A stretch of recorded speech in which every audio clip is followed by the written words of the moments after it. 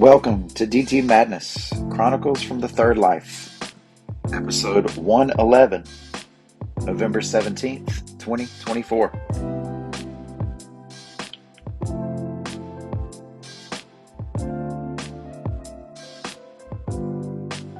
So glad you could make it.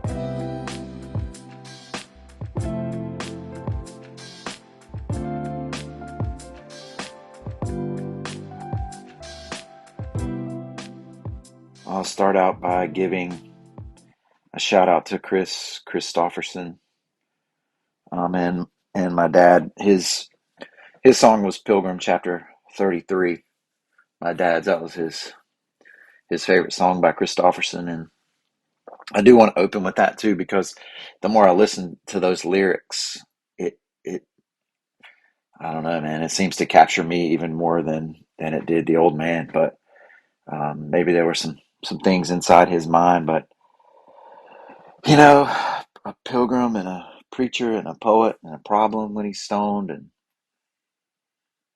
a walking contradiction, partly truth and partly fiction, taking every wrong direction on his lonely way back home. But it's the walking contradiction part, partly truth and partly fiction, that I want to acknowledge right up front. Like, I understand my flaws, most of them, I think. Um, I know the errors of my ways and have been willing to try to change as best I can. I just want to admit that up front because I got some pretty hot takes, I guess, today. Um, the first one, because this is the first I skipped last week. I didn't have too many nice things to say, and so I decided not to say them at all. But um, my original hot take, like right after the election, and seeing in particular this number, 81% of white evangelicals, 81% um, voted for Donald Trump, and my initial reaction to that was that the call is give us Barabbas. And if you don't know, like in the trial of Jesus, where there before Pilate, there was a tradition where they would release one of the criminals at that time, and so Jesus was up. He was one of the selections as well. But the crowd chanted, "Give us Barabbas," and there's a strange or eerie, I guess, literal um, connection whereby Barabbas was accused of participating in an insurrection and committing violence during an insurrection, trying to overthrow the government. So there's the eerie literal connection for sure, but it was way more metaphorical to me. Like what does it mean that the crowd would choose Barabbas over Jesus? Like what are they accepting and what are they rejecting? And I've tried to back away. Like I've tried to back away from that hot take because I know that it can be inflammatory, and I know that like it was maybe an emotional response, and so I've worked over the past week or so to try to think about it because you know there's a term that we use in AP government that makes my kids giggle and it makes me giggle too. It's just a term that we use, and there are cleavages, and there's reinforcing cleavages and there's cross-cutting cleavages, and the reinforcing ones are create obvious conflict. You know, if because there are divisions or cleavages in society between race and wealth and religion and so on. And so if you had one race that had all the wealth and another race that didn't have any wealth, and so there's a clear division between those two things. You know, like if all the white people were rich and all the black people were poor, that would be a reinforcing cleavage, and that leads obvious to conflict. But what we tend to have in the United States are cross-cutting cleavages. Not all white people are rich, and black people, some black people are rich and some white people are rich, and some it breaks down all across, like religion, age, whatever, whatever the divisions are. It's hard to find that there aren't some types of overlaps, which helps to create some stability within the society and within the government. And so there are all those overlaps. Like, I know that this wasn't an election solely about religion. That labor was a huge part of it, and the economy, or at least the perception of that economy, or who was responsible for it. But there's a huge cultural aspect to it as well, and a whole bunch of stuff going on. I mean, immigration is an issue, and wars, and people voted on a whole range of things. And so I understand that it can't just be boiled down to a simple answer, and that's why I wanted to talk about those cleavages a little bit. It's why I want to talk about my own understanding of my own walking contradictions. But I'm not really ready to back off to give us Barabbas. Like, I'm not. And but let's talk about some of the outcomes here. We can talk about education first. Sarah, my wife, she works. She's the director of a program called Trio Talent Search, and it's a merit based deal. Like, the program identifies students who are first or would be first generation college students and or lower income, but they have to meet a certain standard. Like, they have to be academically capable, um, and they are achieving a certain level, and they have to stay there to remain in the program. But what this program does is offers experiences to these kids. They get to go to cities where they haven't been before, and they get to tour colleges, and they get to go to Broadway plays, or sports games and things that they wouldn't get the chance to do otherwise. That broadens their horizon, but also help with FAFSA applications or college applications, and writing essays, and knowing which of the myriad paperwork, just so much paperwork to be able to do. And there are people that are there, counselors that are there through Trio, that help these kids out. But the results of this election is that the Department of Education is under threat to be shut down, and the money sent to the states, which sounds great. But what our state will do is take that money and kick it into what we call in North Carolina opportunity scholarships, which are vouchers.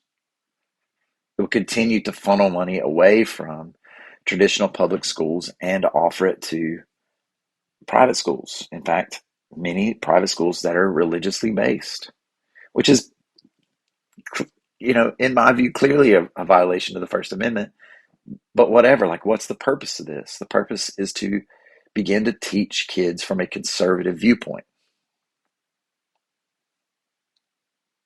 And it's, I don't know if it's irony. I don't know what it is. If it's just, the charge is that I'm the one, as a traditional public school teacher, that's brainwashing, that's indoctrinating, because I teach kids to think about a variety of viewpoints. But so my wife's job, and we about as middle class as it gets, and my wife's job is under threat, and she needs to consider whether or not she's going to be able to continue in this particular role as we prepare to send our second kid to college. And so, if the election is about middle class values, if it's about the working class, the kids who are in this program too, like, these are lower income kids from working class parents who now have a chance to better their economic situation going forward, which isn't that the American dream. But these programs are in real serious threat. And look, I'm not naive. I'm not a drinker of the Kool-Aid of public education. I know that we need serious reform. We face major challenges. The advent of social media and phones in schools, and the fallout from the lockdowns of COVID, the inability of our kids to read, the lack of parental support that they get at home, the lack of community support. Like, I know that we need serious reform. I walked by a classroom the other day, a business classroom, and I heard the teacher telling his students about how to fill out, um, what do you call it, a CV, a resume or whatever, and his phrase was, "You have to make it seem like you're valuable." Well, what a statement! You have to make it seem like you're valuable, and think about the things that that communicates to those kids. And I'm not talking about their feelings. I'm talking about the purpose of why they're there in the first place. Like, make it seem like you're valuable. So we got some ways to go, but we live in an age increasingly in which education is viewed with derision. You know, college educated white voters voted overwhelmingly for Democrats, and non college educated white voters voted overwhelmingly for Republicans. And again, like, I'm not trying to create the division, the cleavage is there. And what's going on? And so by eliminating education as we know it, it does create a sense of political power for one side.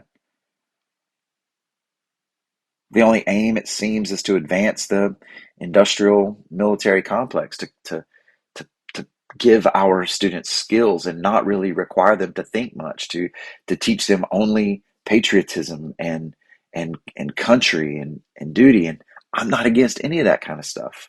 When I talk about the US government in my classes, I'm I I proclaim it as the best system that the world has ever seen. Like, I value the founders. I value the Constitution. I sing its praises. But we can still wrestle with the limitations. We can still wrestle with the issues that have arisen from the way that our society started. We can still talk about the things and the divisions that we have today and why they're out there. We can still think, but there's no room for alternate human viewpoints. I was listening to Joe Rogan. I was listening to Joe Rogan talk about with somebody about how uh, the reason why cities vote blue is because they're often centered around universities. Maybe, and maybe that's a part of it. And again, I don't mean to say that there aren't many layers, but it's also because there's a whole bunch of different types of people that live there.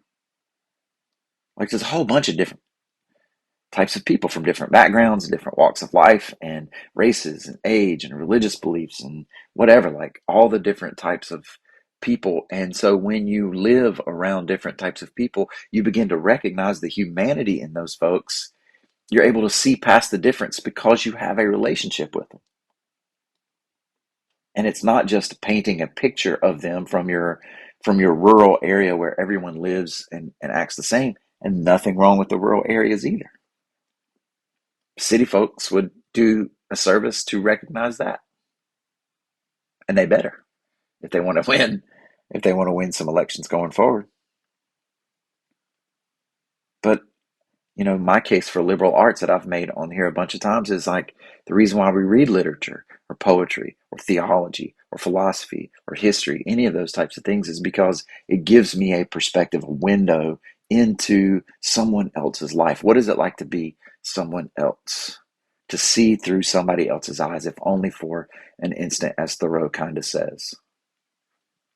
It creates empathy, it creates sympathy for other people. It opens up my view of the world, of what it means to be a human. Oh, man. Curiosity, that's not something that we seem to want. Even among honors students, there's an increasing disdain for college. And again, like, I preach in my classes, college isn't the only path. There are many of our people who, in fact, I got into it with one of our teachers the other day, who seemed to indicate that honor students shouldn't be taking career and technical, and I let him have it in front of a whole bunch of people.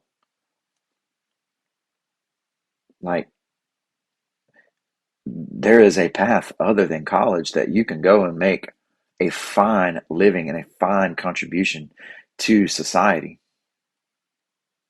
and support your family and all that kind of stuff. Absolutely. But it shouldn't come at the expense of saying that people who go to college are wasting their time, wasting their money because and college is too expensive. And we've got this huge problem, this super inflation of college expense. And what does that come? Is that from student loans? Is that what is that? I don't know. Those are issues we should wrestle with. But the value of college is beyond just the skills you learn. It is about opening up your mind, learning how to live with people who are different than you. I don't think that curiosity is really what our society wants, at least the majority of them. And so, you know, it's tough. It's tough. I take my role very seriously. Love what I get to do to help students learn to begin to think, because I'm dealing with 15-year-olds in a lot of cases. And now they are impacted way beyond what some teacher's going to say. The information flow that they get is constant and continuous, and they're getting really good at how to frame issues in a meme, in a short TikTok or whatever. And so it's tough to wade through the preconceived notions of a 15-year-old. So I don't know, like it's tough, and then I get demonized, and like my colleagues, the whole system, and it is under threat of being privatized, and that's a real threat. Like, so it makes it tough to want to really even continue anymore. But then, I get a message from my friend Eric, who graduated in 2018, who said, you know what, I didn't know what I was getting in your class until I actually became an adult. And he just sent me out of the nowhere, out of the blue, like out of nowhere, sent me this message of encouragement. And I saw a guy named Dawson, and I don't know his last name. I did recognize him. I passed him down at the river as I was going to walk, and he was like, "Man, we were just talking about you last night." And that was cool. And Abigail on the Facebook comments, like, so I get this encouragement from them, and so we'll press on. And I got to talk to this kid at school who is a part of the go to the bathroom with the rest of the mob crowd, like, so we can hit the vape in between. And I chase them around. It's easy to see who they are. They're always the same group. But this one kid's got a lot of talent. He's got a lot of talent, um, on the football field. And so I pulled him to the side the other day, and I was like, "Hey, man, I don't know you. I only know you from that I'm the announcer for the football games on Thursday nights. I get to watch you play JV football. I don't know you. You don't know me. You haven't had me in class, so you have no idea. We've got no context." And I told him all that, and I was like, "But look, man, you have a lot of ability. You've got ability that can take you places. And I don't want to see you, give up on that." And then I told him too, I was like, "Look, when I was your age, people gave me this same speech, and I'm about to tell you, watch who you're hanging out with." And I didn't. I mean, I didn't listen to them and then ditch my friends, you know, because whatever, old man. And I told him that. I was like, "Look, I got this same speech, and I'm not telling you to get rid of your friends. What I'm telling you is you be the leader. You be the leader. You step up." I don't know. The next day, the kid walked by and gave me a fist bump. I don't know how much it'll hold, but he heard me. He heard me, at least for a day. And that makes it worthwhile. I have to consider, like, why I would want to continue being in politics as well. And my mayor role is a little bit different because I don't have to be a partisan. I'm not registered as a Republican or a Democrat. I really am not. I'm registered unaffiliated. And if I had to put an R or a D beside my name, I wouldn't run. Like, I wouldn't be involved. So thankfully, in our local government, it's a nonpartisan race. And I get to worry about turning, protected turning signals at intersections, and calling up the people for who gets to be the grand marshals for the Christmas parade. And that's a pretty good gig. Um, but it's hard to keep pretending, sometimes it is. I've started looking at the Revised Common Lectionary again, like what are the scriptures that the majority of the church are dealing with each week. Because I've got this problem with the 81%. Like I really do. This chant of "Give us Barabbas" is just back in the back of my mind. And I mean, the couple weeks back, I guess a week or so ago, uh, the passage was about how the scribes and those people would just walk around in their long flowy robes and be showy, and they would have their big um, symbols, and they'd say their long prayers out loud so that they could be noticed. And the whole point of that in the gospel was, don't do that. That's not the way. The way is this poor old woman over here who doesn't know anybody even sees her and gives the last little bit that she's got. Not so she can be on an Instagram video showing her face as she puts her money into the bucket, you know, or having her scrunched up worship face going on, knowing that she's being filmed and so that it can be distributed. She's not showing you how big her cross is. I just saw a post like the new press secretary that is going to be for the president. She proudly wears her cross around her neck. I mean, great, but like this isn't about a show. That's not what the Gospels say.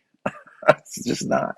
So like, and the Oklahoma guy, the Oklahoma superintendent of schools, sent out a video of him praying and says this is required watch for all students in Oklahoma. And many of the superintendents are refusing based on First Amendment grounds, because this is the state superintendent of schools wanting all the students in Oklahoma to watch a video of him praying for them, but really also praying for Donald Trump and the greatness of this country and seeing all that kind of stuff. It's just a show. I'm not against praying for the country. I'm not against praying for the leaders. Romans 13 doesn't mean what most people go for, in my view, but of course. The same guy calls people a clown and berates people who disagree with him. And that's the thing, like the folks who are leading this charge of wearing these giant crosses and American flag pins and all this kind of stuff, they're brash. They're in your face. There's no room for asking for forgiveness or admitting that you're wrong under this ethos. You double down. You fight. Sorry, I got carried away there. Because it becomes this social battle, this cultural battle. And I'm not advocating that your religion, your faith, that Christianity in this particular conversation, I'm not advocating that it should just be spiritual. No, this is real world stuff. I believe in the body, capital B. I believe that the physical is as important, is one. The world is one. That our faith should inform the way that we act out our politics and society and all that kind of stuff. So I'm not just saying that it should be just based in spirituality, but it's so easy to get sucked into planting these flags and building walls to erect these markers and then to identify the other. And then to have this little rally, this little pep rally for ourselves because we're the real ones. We're bringing the truth back. And I'm not talking about cheap grace or soft acceptance of that which isn't the light. I'm not saying that we should just be like, oh, everyone is okay. I'm not talking about it like that. I'm aware enough of my own darkness to know that this journey is an arduous one. Loving your enemy and praying for those who persecute you. I mean, really praying for those who persecute you, not in the smug, snide way where you know that you're right and you're going to pray. I'll pray for you. Like Sheldon's mom on Big Bang. I'm talking about really praying for them, turning the other cheek and really doing it. Like nonviolence and not making up excuses. Well, in this case, you don't have to turn the other cheek. There aren't exceptions, at least not given by Jesus. But being nonviolent and giving up your coat as well and going and selling everything that you have and give to the poor and going outside the camp. That's what Jesus did. Read Hebrews. He didn't stay inside the walls. He went outside the camp. These are not easy callings. So it makes sense to call for Barabbas. It makes sense to me, and I have certainly had many, many moments in my life where I would call for Barabbas because the earthly kingdom, give us the earthly kingdom, give us the power and the glory. Let's overthrow Rome with force because that's easily recognized by us, by humans. That's something we can touch and we can feel and we can feel that sense of control and it's a longing for us, but that isn't the calling, not the way I read it. I just I don't mean to be overly sarcastic here. I really don't. But I did. I asked Chat uh, GPT to create this image for me of Jesus leading all the immigrants out of the country. It wouldn't. It said that was too sensitive a subject. But like that's kind of the image of what this coalition seems to envision. That the forced removal. I'm not talking about the violent criminals. I'm not talking about that. Nobody's talking about that. It just seems like a bizarre image. So I'm tuning out. I know it doesn't sound like it. I don't want to contribute to the ratings because that's the method that we've got going here. That's the method that we've got going.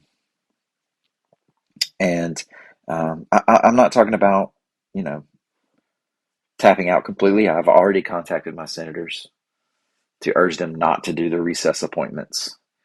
Like, is it legal? Is it possible for them to do that? Yes, but they should maintain legislative branch integrity and use their advise and consent role. And if Matt Gaetz doesn't pass muster or Hegseth or whatever, then they should stand up to a political figure who no doubt can do them great damage politically. But I hope that they will have courage to stand up for legislative power. I don't even care about the actual individuals at this point. So I'm still involved. Like I teach government, so I've got to pay attention to the things that are going on. But I've deleted the news apps from my phone. I'm not getting that stuff while I'm at home. I'm not constantly checking it anymore. I don't really want to see like if people are gonna keep falling into this triggering business and keep posting that stuff on your story on your Instagram. I'm probably gonna mute your story. I know that really worries you a lot, but I'm just saying for me, that's what I mean by tuning out.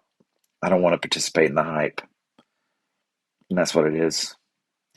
In fact, for me, I want to go back to the beginning, just like Inigo. You know, Mazzini said, "Go back to the beginning when the job doesn't work out." So here I am. I thought about just spending the entire podcast on the sponsors, but I just will bring up the first one, and that's the bucket of life, and something that is so simple for me that I had neglected to do is to drop the pebble in the bucket of life on the way out of my door. And what that signifies to me is that I am going to make ripples one way or the other. I don't really have a choice. My actions and my thoughts, my words are going to have ripples. So I want to try to be aware of that. So I've been picking up the rock on the way out more intentionally and dropping it into the bucket and thinking about what am I going to do today to create ripples that may impact someone else's life, that will impact someone else's life one way or the other. I might not get to know about it. It might be 7 years later. In the case of Eric and Dawson, it may be a lifetime. It may be never. It's still worth it. Planting sequoias. And there's a way that my old friend Matt used to sign off his emails. He would sign off with TRSH, and for the longest time I didn't know why he was doing that. It would be BS:TRSH, and I'm like, man, you calling my town trash? And then I found out that what TRSH stands for is the rebellion starts here, or the revolution. It starts here. It starts with me. I don't mean a political revolution, at least not by force, not anything like that. I'm not calling for Barabbas. The rebellion against all of this worldly power and smugness and building barriers against keeping the other out. It begins with me. It begins with me beginning to wrestle with my own darkness and my own limited views, to continue to educate myself, to continue to meditate, to consider others better than myself. It requires me to drop that pebble into the bucket and consider what my impact is on others, to be as prepared as I can when I go in and teach classes, or when I do communications as mayor, any of that kind of stuff. There's something that the person at Furman said last week about the campus, but she said, don't underestimate the beauty. Don't underestimate the beauty. And so I get back down to the river and I notice the purple flowers and the clovers, the mist in the hills on these foggy mornings. I do have to go to the eye doctor for a crazy transition. I'm going this Thursday, and I'm probably going to have to get glasses. I thought about buzzing my head, but um, it's. Well, I don't know how I'm going to look with glasses yet. So, and I've got to work on myself. Like I still run from death, like a scared kid, and I need to begin to wrestle with my own mortality and learn peace and acceptance of the now and the not yet. I'm working on my health again. This time I'm going back to the 16/8 intermittent fasting. I'm on day 2, so I've got another 30 minutes today before I eat. And I've been reading about grounding. Like, it keeps popping up. They know on Instagram, they know I'm a sucker for these health things, and so you stand on this electrical mat, but I also read that the earth, that's what it mimics, the earth, and so you can just go out and stand barefooted, and I'm always barefooted. Well, I think Sarah was calling me just there because she was worried about the maintenance required. So, sorry about that, but she's fine.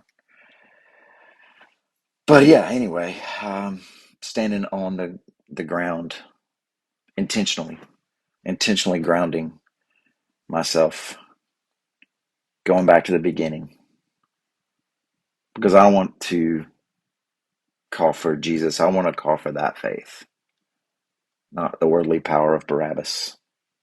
TRSH. The revolution starts here.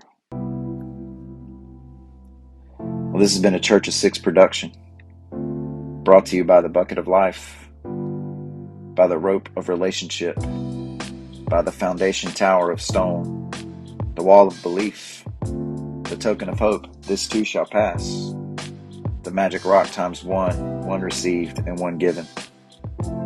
Nothing divine is desperate, and in order to be, try to never seem. May all your circumstances serve to awaken compassion, and as you go, teach peace. Don't forget to believe, y'all, more than ever.